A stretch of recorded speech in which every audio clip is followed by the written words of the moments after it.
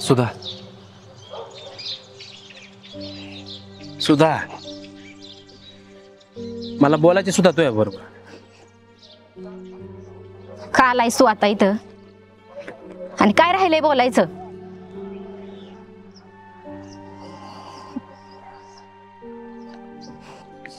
मला माफ कर सुधा, तुला न्यायला आलोय. चल माझ्या बरोबर. किती? 1 तासाचा टाइम दिला होतास ना? तेवढ्या वेळात आलीस तर ये, नाहीतर आई बापांनी ठरवलेल्या पोरासोबत लग्न कर असंच म्हणला होतास ना? हो म्हणालो होतो मी, पण काय झालं ना आता तुझ्या मनासारखं? दुसऱ्या दिवशी त्या पोरासोबत लग्न झालं माझं आणि आता बाळ पण होणार आहे मला. खुश आहे मी. जा तू इथून. काय जादा लावले ग? हा, एवढा लांबून मी तुला न्यायला आलोय आणि तू जा म्हणते वय? लांबून 4 गावं ओलांडून आलास म्हणजे उपकार केलेस का तू? अरे मुलीला काही मान मर्यादा असतात, आई वडिलांचा धाक असतो, त्याचं तुला काहीच नव्हतं. तरी पण त्या दिवशी सगळ्यांची नजर चुकवून मी आले होते तिथं.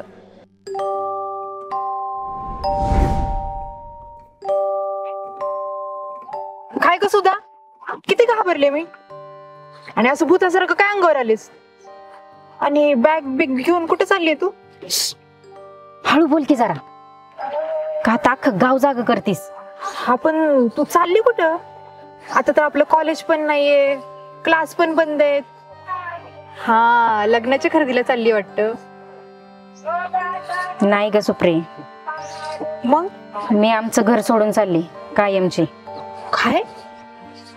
अगं वेडीबिडी झालीस का काय तू? 2 दिवसावर तुझं लग्न आलंय. तुझ्या आई वडिलांनी किती स्वप्न रंगवलीत लग्नाची. आता पाहुणे मंडळी पण आली असतील आणि असं भरलं घर सोडून जाणार आहे का तू? मग काय करू? त्यांनी ठरवलेल्या मुलासोबत लग्न करू आणि माझं पुढचं आयुष्य बरबाद करून घेऊ? त्यांनी तर माझ्या मनाचा विचार पण नाही केला. त्यांना काही घेणं देणंच नाहीये माझं. अगं पण सुद्धा सकाळपासून किसनच्या घराला टाळा होता. काय? मला वाटतं त्याचे आई वडील त्याला कुठेतरी बाहेर घेऊन गेलेत. तुम्ही जाणार आहे त्याला त्यांना कळाले वाटतं. काय? नाही, तसं काही नसेल. किसन आमच्या ठरलेल्या जागेवर असन, मला माहिती. मी जाते तिकडं, फक्त तू कोणाला काही बोलू नकोस. बरं बाई, आता तू ठरवून सगळं मोकळी झालीयस तर जा मग. पण सुद्धा काळजी घे बर का.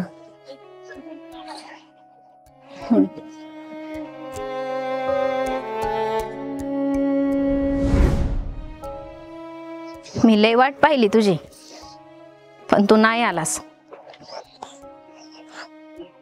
अरे वेड्यासारखे तुझ्या वाटेकडे डोळे लावून बसले होते. पार दिवसाची रात्र झाली तरी तू नाही आलास. सुधा, गावाकडे त्याची आजी वारली होती.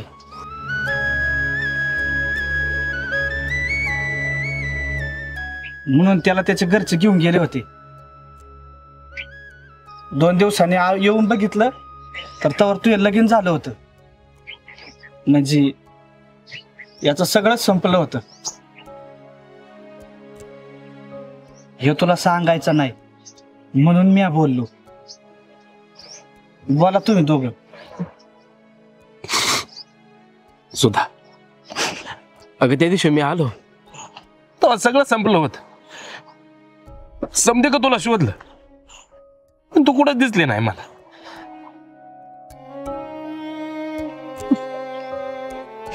अरे जोपर्यंत नवऱ्याचं मन भरत नाही तोपर्यंत वापर केला माझा, सोडून गेला.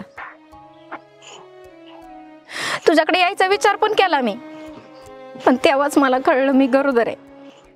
नाही आले तुझ्याकडे, पण तू माझ्याकडे यावं अशी रोज वाट बघत होते मी. आणि मी रोज दुसऱ्या गावाची वाट शोधू लागलो होतो. हे बाळ जन्माला आल्यावर कोणाला बाबा म्हणन हा विचार सतत मला खात राहिलाय. सुधा, अगं मला म्हणन, मी आहे तुझ्या बरोबर. रडू नको.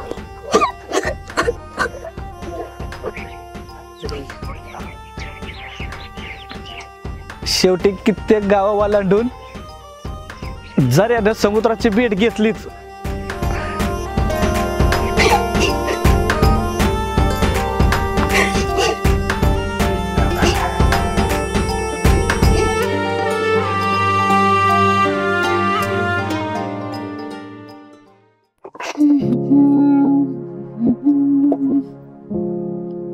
आता हिने काय फुल केलाय?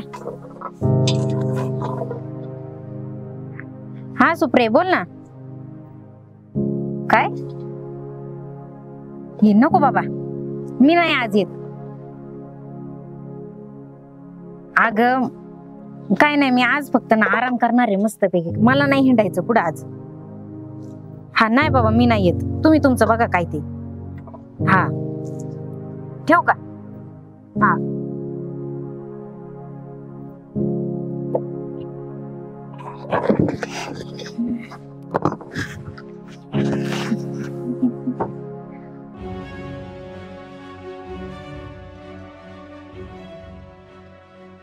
हे काय आले आता?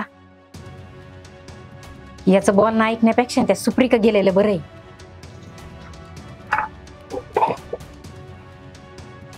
हा लगेच येते. अगं सुधा, तुम्ही आले होय दादा? किसन थांबा. हॅलो. हा सुप्रे, थांबा. म्हणलं किसन कुठे गेलाय?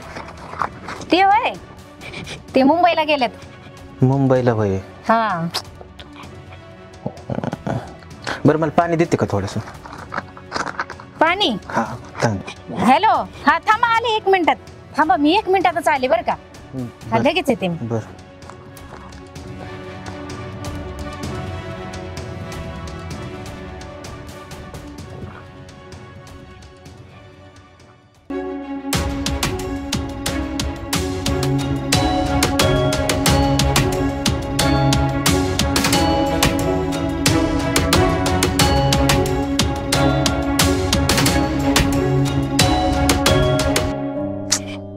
आयला 1-2 तास झाले बाबा, सुधा काय येईना. 5 मिनिटात येते म्हणले. तांत मकर लागली.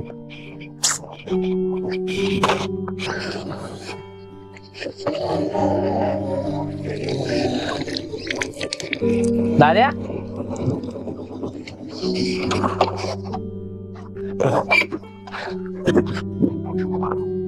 तू कधी आला?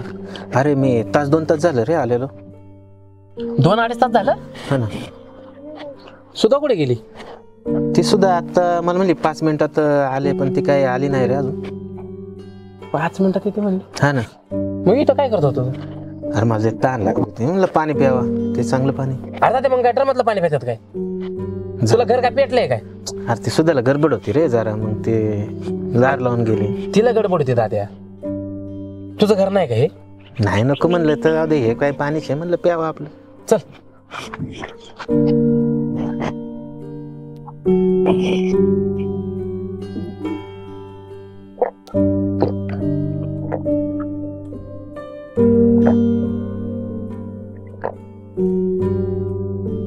सावकाश पे जरा.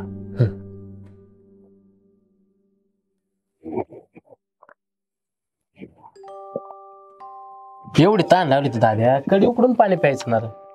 पण येतं पाणी. अरे पण ते काय प्यायचं पाणी आहे का?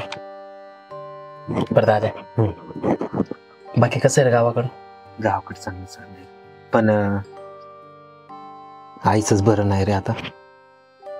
आता मध्ये तर दवाखाना केला होता केला. दवाखाना चालूच आहे सारखा, पण आजार वाढतच चाललाय आता. काय म्हणलं डॉक्टर? डॉक्टर म्हणलं ऑपरेशन करायला लागतं अर्जंट. अंगावर तरी किती दिवस काढणार, उद्या जेव्हा भेटलं मग काय करायचं. नाही दादा, आजारपणात बाग याला पाहायला नाही जाऊन द्यायचं बघ. किती खर्च सांगितला डॉक्टरने? खर्च लय सांगितलं रे, जवळपास 1.5 लाख रुपये म्हणतात. निम्मा आहे माया का, पण म्हणलं 50-60 हजार रुपयाचा आधार तो केला असतो. अरे जशी तुझी आई आहे तशी ती माझी आई नाही का? मी पण तिच्याच पोटातून जन्म घेतलाय. आणि झोप करा काय 50-60 हजार मागितलं.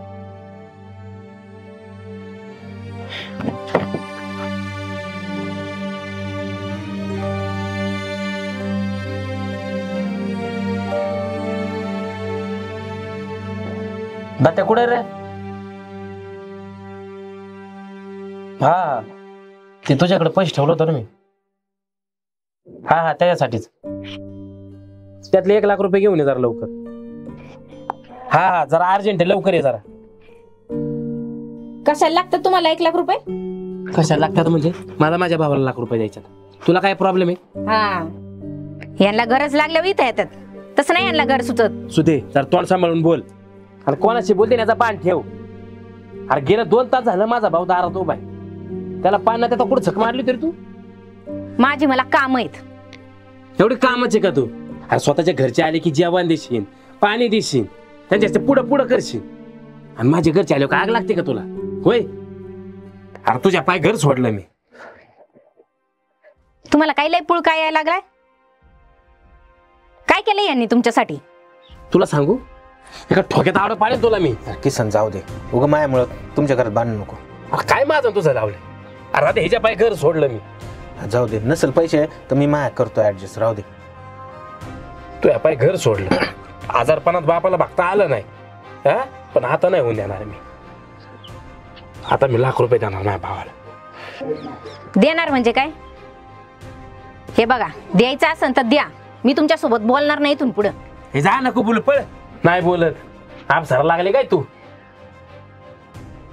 कशाला काय बोलायचं रे, काही उगाच वाद कशाला घरात उगाच. मला म्हणते तू यासाठी काय केलं? हा जाऊ दे, मरू दे. मी केलं असतं पैशाचे ऍडजस्ट, परत तुमच्या घरात सारखं वाद बीद. राहू दे, झाला तर झाला वाद. अर्धा द्या. अरे हाताला फोड येईपर्यंत काम केलं रे माझ्यासाठी. मी मोठा शिकून कामाला लागावा म्हणून तू नोकरी सुद्धा नाही केली. बारीक आहे, तिच्या नाही लक्षात येत काय गोष्टी. तू नको टेन्शन घेऊ. आपण आईचं ऑपरेशन करू दाद्या. जे काय लागलं ना मी आहे तुझ्यासाठी. अरे तू माझ्यासाठी एवढं केलं, मी आईसाठी नाही करायचं का? आहे सगळं बरोबर आहे, पण त्या पैशामुळे घरात भांडणं होते ना तुझ्या. माझं मी करतो आला, मी काम पहिलं केलं, अजूनही करीन, जाऊ दे. तू करतो म्हणजे? अरे ती माझी पण आई आहे. तू येतोय आता. तू जेवला का नाही काय? नाही रे, हे आईच्या टेन्शन मध्ये ना सकाळी तसंच निघालो बघ घरून. दाद्या लय दिवसातून एक संधी आली बघ. चल ना एकत्र जीव आपल्या आवडत्या दाव्या. असं म्हणतो. आईला पण किस ना, तू चांगला मोठा झाला रे आता. हा दाद्या, पण दाद्या अशा किती अडचणी आल्या ना तरी आपल्या भावात कधी भिंतीने उभ्या करून द्यायचं. कधीच नाही, कधीच नाही.